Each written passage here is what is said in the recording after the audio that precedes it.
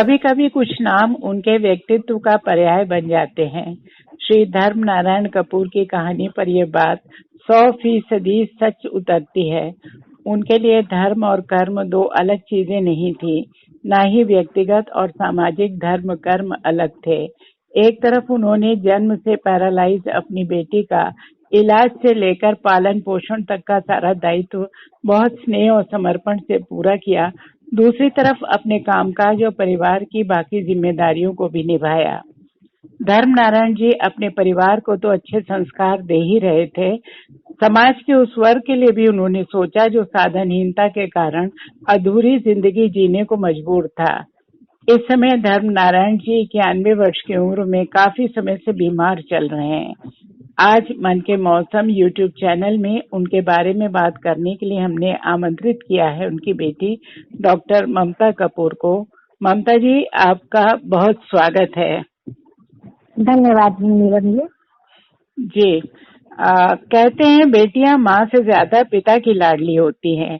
आपके जीवन में आपके पिता ने हमेशा आपको आत्मनिर्भर बनाने में मदद की और आजीवन एक दोस्त की तरह हर समय आपके साथ रहे।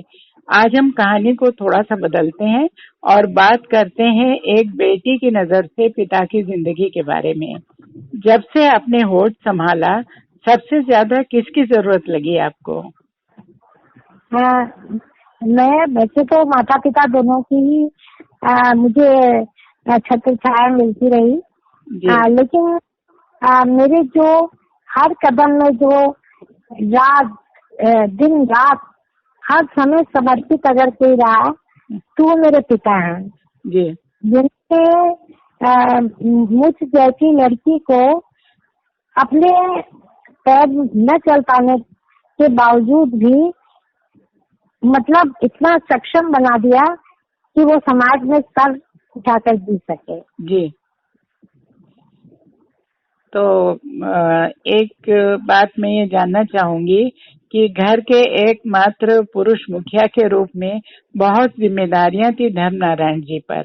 कैसे मैनेज करते थे सबको, और साथ में रिजर्व बैंक में वो काम करते थे, तो किन किन पदों पर काम किया उन्होंने? वो डिप्टी जनरल मैनेजर के पद से रिटायर हुए और उन्होंने अपने घर, कुटुंब और ऑफिस तीनों में बहुत ही अच्छा सामंजस्य बैठाया। ऑल्दो उन्हें उसमें कार्य में बहुत ही कोशिश और बहुत ही समर्पण की आवश्यकता रही। ये थक भी बहुत जाते थे, सुबह निकलते थे 7 बजे और सारी जिम्मेदारियों का वहन करते हुए रात को जब वो आते थे तो बिल्कुल थक के चूर हो जाते थे, लेकिन उन्होंने अपनी हर जिम्मेदारी को बखूबी निभाया।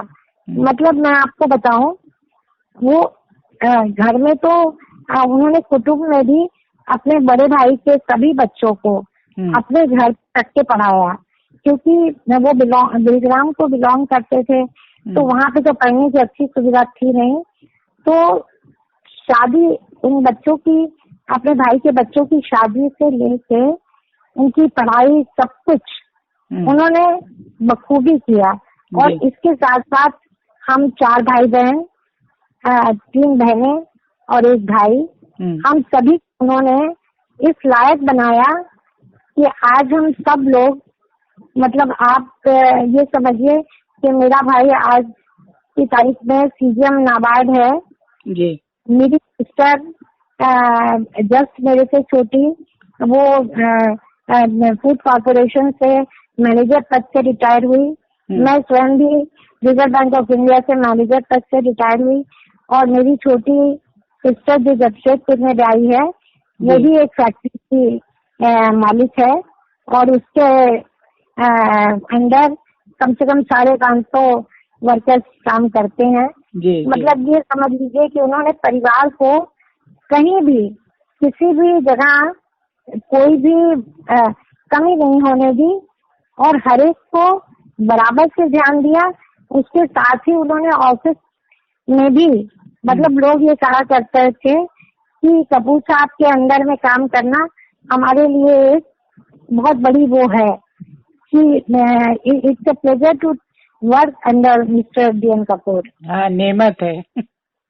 हाँ, बहुत बड़ी मतलब वो थी। और उन्होंने नीलम जी अपने हाथों से इतना सबको वो पहुंचाया। वो हमेशा ये कहा करते थे जी कि वो कई बैंक में डायरेक्टर के पद पे भी रहे जी। रिजर्व बैंक या नाबार्ड की तरफ से जाते थे। तो इतना भला उन्होंने लोगों का किया। और इस सिलसिले में वो हमेशा कहा करते थे कि भाई जो मेरे से कोई मदद मांगता है और मैं उसकी कर पाता हूँ तो ये उसकी नहीं, मेरे लिए सौभाग्य की बात है कि मैं इस लायक तो हुआ कि मैं किसी के काम आया। बिल्कुल सही, बिल्कुल सही जी।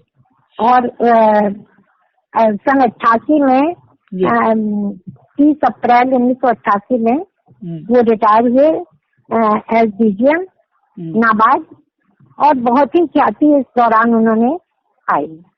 अच्छा, आपने बताया 1988 में रिटायर हुए थे धर्मनारायण जी, तो लगभग 32 वर्ष हो रहे हैं। तो इस समय का उपयोग उन्होंने किस तरह से किया? ऐसा था कि मेरी माँ और मेरे पिता, मैंने जैसा कि बताया, बहुत ही धार्मिक प्रवृत्ति के थे जी। तो वो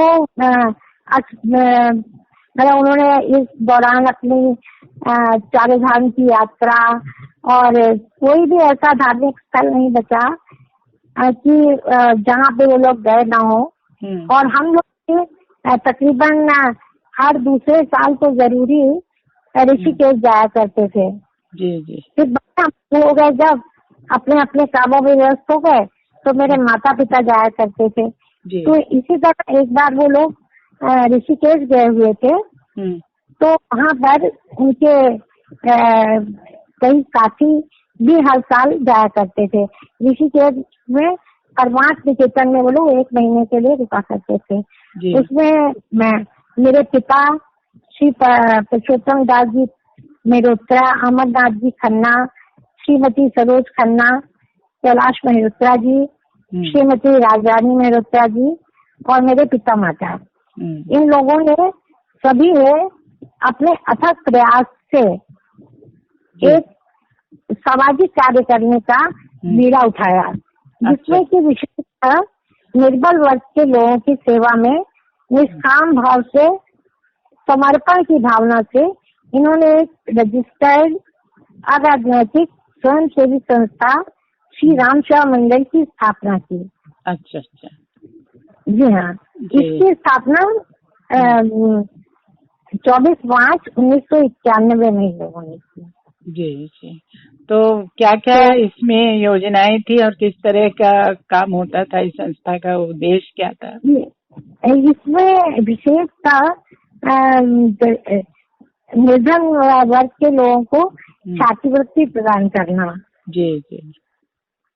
तो इसमें ये लोग क्या करते थे कि साल में 2 बार इन निर्धन बच्चों के स्कूलों में, क्योंकि ऐसे तो बच्चे बहुत आ जाते, लेकिन ये लोग स्कूलों में जुलाई माह में उनके प्रिंसिपल्स को देखते थे कि जो बच्चे निर्धन हो और अपने और पढ़ाई में मेधावी हो, तो ऐसे बच्चों को ये लोग वो प्रिंसिपल इन लोगों को इनाम भेजते थे और उनका फिर ये लोग इंटरव्यू लेते थे और उसके पश्चात उन लोगों को कुछ धनराशि साल में 2 बार दिया करते थे। अच्छा, उसके साथ ही उन बच्चों को रजिस्टर, बुक्स देना, उनकी पढ़ाई से संबंधित उनको सहयोग करना।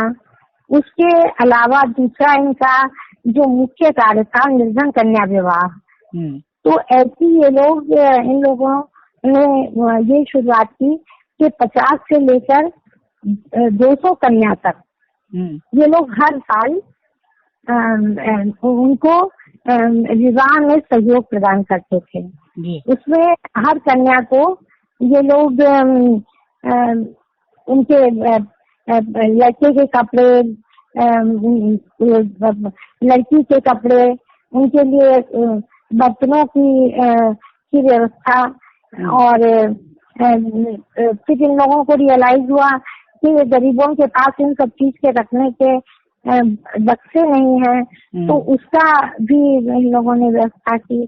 फिर उन लोगों के लिए राशन की व्यवस्था, ये सब करते हुए इन लोगों ने निर्धन कन्या विवाह का भी कार्य का उद्देश्य बनाया, और उसमें काफी हद तक ये लोग बहुत बहुत सफलता पूर्वक इन लोगों ने ये काम भी किया। इसके अलावा नारायण सेवा, इसमें निर्धन भोजन का इन लोगों ने कार्य किया। इसमें श्री संकट मोचन हनुमान मंदिर, उसके अलावा कुष्ठाश्रम, मदर टेरेसा होम, प्रेम निवास ये लीलावती मुंशी बाल गृह, लालबाग चिल्ड्रंस होम, बिल्कुल आश्रम, पुराना हनुमान मंदिर की झुग्गी झोपड़ी में जाकर ये लोग निर्धन लोगों को तकरीबन 700 व्यक्तियों को प्रत्येक मास में एक समय की नारायण सेवा दिया करते थे। अच्छा, भोजन कराते थे। प्रमुख उद्देश्य था। हाँ, ये इनका प्रमुख उद्देश्य था। इसके अलावा ज्येष्ठ माह में प्रत्येक मंगलवार को श्री संकट मोचन हनुमान मंदिर में शीतल पेय और खाद्य पदार्थों को नारायण सेवा के रूप में ये लोग दिया करते थे। जी। ये सारे उद्देश्य से इन लोगों ने इस संस्था की स्थापना की। और मैं आपको बताऊं नीलम जी, मेरे पिता ने और सभी जिन महानुभावों का नाम मैंने लिया, इन लोगों ने अथक प्रयास, मैंने अपने आंखों से देखा है कि ये लोग हर मंगलवार को, आप ये सोचिए कि तब हमारे पास कार नहीं होती थी, तो मेरे पिता स्कूटर से 800 थैलियां लेके जाते थे 7 घर में कम से कम। वहाँ 700 थैलियां लेके आते थे, जिसमें 700 पूरी, एक घर से 700 पैकेट पूरियों के और आलू, और इस तरह हर एक के घर से मतलब समझ लीजिए 50 पूरियों का इंतजाम होता था। और ये लोग जगह जगह जिस मतलब एरिया के जो लोग रहते थे उस एरिया में ये सेवा दिया करते थे। इसके अलावा शादी के लिए भी आप ये सोचिए कि जब शादी का सीजन शुरू होता था तो मुझे ऐसा लगता था कि जैसे एक पर्व आ गया है घर में, जैसे दरवाजा खोला तुरंत बाबू से मिलना है, हमारी बिटिया की शादी है, फिर पापा का वही वो सोफे पे बैठ जाना और उन लोगों का चेक करना कि ये वाकई में निर्धन है कि नहीं, 18 वर्ष की है कि नहीं, ये सारी बातें चेक करके फिर उन्हें हर शुक्रवार को बुलाना, फिर सीताराम का पाठ करना, और उन लोगों से भी ये करना, अतिरिक्त निर्माण के लिए भी उनको उपदेश देना। इस कार्य में मैंने एक भीर अंकल हमारे घर रोज आया करते थे, मतलब उन्होंने भी पापा के कंधे से कंधा मिलाकर इतना ज्यादा प्रयास किया और इतना ज्यादा इसको ऊंचाइयों पे पहुंचाया कि जिस स्थान से आज राम सेवा मंडल है, वाकई में मतलब ऐसा डिवोशन शायद ही मैंने कभी देखा। हर दिन 5 बजे, चाहे जाड़ा गर्मी बरसात कभी भी हो, वीर अंकल हमारे घर आ जाते थे और नेक्स्ट डे की स्ट्रेटजी ये लोग बनाते थे। पापा वो कलेक्शन लेके आते थे। कभी मतलब इससे इन लोगों ने पहले तो ये शुरू किया था कि छात्रवृत्ति जिसको देनी है अपने किसी बड़े के उसके नाम से, तो 6-6 हजार रुपए एक छात्रवृत्ति के लिए ये लोग ने इनिशियली शुरू किया था। फिर ग्रेजुअली ब्याज दरें कम हो गई तो छात्रवृत्ति नहीं हो पाती थी, तो फिर अब धीरे धीरे 12,000 हो गई। तो जो भी व्यक्ति 12,000 रुपए एक साथ या धीरे धीरे करके जमा कर देता तो उसके नाम से छात्रवृत्ति चलने लगती।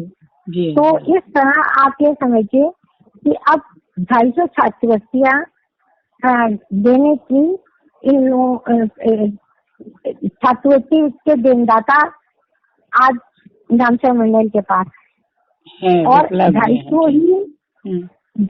ही लोग ऐसे हैं जो प्यार सेवा के लिए, निर्धन कन्या विवाह के लिए, नारायण सेवा के लिए हर माह या क्वार्टरली जैसा जिसको सुविधा होती है वो घर आके, पहले तो ये लोग को कन्विंस करना पड़ता था लोगों को घर जाकर, लेकिन अब तो ये स्थिति आ गई कि अब लोग स्वयं आते हैं, इसकी जमीन इसको पहचानते हैं और खुद घर आकर देके जाते हैं। विवाह के दौरान तो आप ये समझिए कि जो ये संस्था देती है वो तो अलग, लेकिन जो इसके मेंबर्स हैं और उनके भी घर वाले वो स्वयं भी, जैसे जाड़ा हुआ तो कंबल प्रदान करना, शॉल देना जी, और बर्तनों की व्यवस्था अलग से, जैसे कुकर, उन लोगों को जिन जिन चीजों की जरूरत पड़ती है तो जितने भी मात्रा में जिसके लिए जितना संभव होता है अब वो सब सहयोग देते हैं। जी जी, तो पूरी संस्था ही और सारे सदस्य समग्र रूप से उस व्यवस्था को बेहतर बनाने में लगे हैं। और एक चीज मुझे इस सारी बातचीत को सुनते हुए ये लग रही है कि जरूर इसमें लोग और जुड़े होंगे, क्योंकि जैसे 91 वर्ष के आपके पिताजी हो गए तो उनके जो सहयोगी रहे होंगे वो भी उम्र दराज लोग होंगे, तो अब नई जनरेशन इसमें जुड़ रही है ना आपके काम में? नहीं है नियम जी, उसकी तो कोई कमी नहीं है। एक्चुअली 3 साल पहले ही मेरी माता का देहावसान हो गया, तभी से पापा को जरा थोड़ा डिप्रेशन भी और स्वास्थ्य भी साथ से ही दे रहा था, तो इन्होंने तभी से कहना शुरू कर दिया था कि भाई आप सेकेंड लाइन तैयार होनी चाहिए। तो इस विषय में मैं एक नाम लूंगी श्री अजय मेहरोत्रा जी का, जिन्होंने जो कि बिल्कुल पद का उन्हें कोई लालच नहीं है, लेकिन बिहाइंड द कर्टन जैसे हर काम को संपन्न कराना उनकी मतलब उसमें है, स्वभाव में है। कोई भी काम मतलब पिता की तरह वो मेरे पिता की वो करते हैं, इज्जत करते हैं, और मतलब उन्होंने ही सब और सब सदस्यों ने मिलकर ऑफकोर्स एक सेकंड गाइड बहुत अच्छी तैयार कर दी, जो कि जनवरी से जिन्होंने अब कार्यभार ग्रहण किया है, लेकिन दुर्भाग्यवश ये कोरोना आ गया तो ज्यादा मतलब बहुत ज्यादा तेजी से तो ये काम नहीं चल पा रहा है, लेकिन फिर भी इतने उसके बावजूद भी कन्या विवाह में और ये निर्धन भोजन का तो थोड़ा सा वो हुआ है, लेकिन इन लोगों ने वायर मीडिया एक निकाल दिया यहाँ पे मेडिकल कॉलेज में जो रोगी आते हैं उनके लिए तो खाने पीने की व्यवस्था होती है, लेकिन उसके अलावा जो उनके अटेंडेंट्स होते हैं उनके खाने की कोई व्यवस्था नहीं होती थी। तो बहुत परेशान हुआ करते थे। तो अब मेडिकल कॉलेज में कुछ लोगों ने मिलके एक खाने पीने की भोजन व्यवस्था की उन लोगों ने शुरुआत की, जिससे कि मेडिकल कॉलेज के प्रबंधन में भी बहुत मदद की। और इसमें भी रामचंद्र मंडल ने आर्थिक मदद देने का इसकी शुरुआत कर दी है। तो इस तरह वो भी आबाद गैस से चल रही है। और शादी का तो मैंने बताया ही, निर्धन कन्या विवाह का भी इन लोगों ने अपनी से भी 51 निर्धन कन्याओं के विवाह का बीड़ा उठाया है, और निर्धन बच्चों के उसका भी 51 से 101 बच्चों का, जो कि 200 बच्चों का टारगेट था, लेकिन अब की बार इतना ज्यादा नहीं हो पाया है। लेकिन वो भी मेरे ख्याल में ये कोरोना जैसे जाएगा जैसे वो इस तरह जोर पकड़ेगा, और ईश्वर की दया रही तो ये संस्था जैसे इन लोगों ने शुरू की थी वैसे ही उसी तेजी से आगे भी बढ़ते हाँ, रहेंगे जी। तो मतलब मेरे ख्याल में उससे भी ज्यादा ऊंचाइयां छुएगी। जैसे कर्मठ लोगों के हाथ में ये संस्था आ गई है जी, वो उससे ज्यादा ही परवान छुएगी, जिसमें मुझे कोई शंका भी नहीं है और मेरी शुभकामना भी यही है। बहुत खूब ममता जी, हम सबकी शुभकामनाएं आपके पिताजी के शीघ्र स्वास्थ्य लाभ के लिए भी हैं और आपने उनके अनुभव बांटे और मन के मौसम यूट्यूब चैनल में शामिल हुई, इसके लिए आपका बहुत आभार। धन्यवाद। आपका भी बहुत बहुत आभार Neelam ji, thank you very much.